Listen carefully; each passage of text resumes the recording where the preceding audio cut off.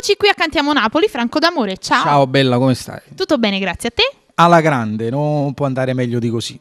Allora, che cosa ci fai ascoltare? So che ci sono diverse cose in cantiere. Sì, a parte che abbiamo preparato questa anteprima dal titolo Senza di lei, che sta andando veramente benissimo. Io non me l'aspettavo, però il pubblico crede in me e crede in questa canzone, perché è bella, è pimpante, insomma è un po' di tutto, insomma, è molto frenetica, quindi lascio immaginare il pubblico, perciò sta votando la canzone. Io quest'oggi qua canto due canzoni. La canzone, questa qua, Senza di lei, che poi tra l'altro è un'anteprima, e poi presento un'altra canzone, una melodia, Innamorata a nascosto, dedicata un po' per tutti gli amori nascosti. Quindi una melodia, facciamo una canzone commerciale. E quindi facciamo un po' per tutti i gusti. È ovvio, come non potrei fare Vuoi fare così? qualche saluto? Ovviamente saluto a te, all'amico alla telecamera che è molto simpatico, insomma, e tutte le persone che guardano questa magnifica trasmissione, che tra l'altro vede come conduttore, te come conduttrice, insomma, tu conduci benissimo, perché io tra l'altro ti guardo a casa quando tu fai, veramente non fai una gaffa, che sia importante, E ovviamente voglio salutare all'amico Criscuolo con un abbraccio particolare da parte mia. Diciamo che il mio cameraman Antonio è molto molto bravo Ah, a nascondere le cose. Diciamo così.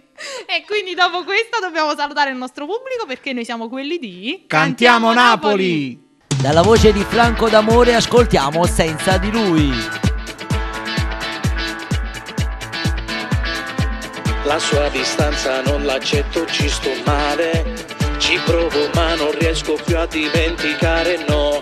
E sento addosso l'eco delle sue parole che mi ripete sottovoce: non è amore, amore. Vorrei capire dove solo avrò sbagliato, quale difetto è uscito fuori ed ho perduto lei. Io non riesco ancora a farmi una ragione. Avrà i suoi alibi per poi difendersi. Senza di lei io divento matto. Lei, fiamma e fuoco dentro. Di più non c'è il mio domani. Annego nel dolore, è una maledizione. Senza di lei c'è quel buio profondo. Lei, più nessuno al mondo chi mi darà il giusto equilibrio che mi fa stare bene senza noi.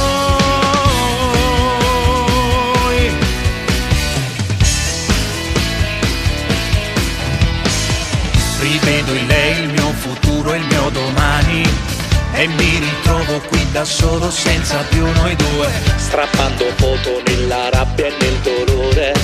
Erano brividi e adesso li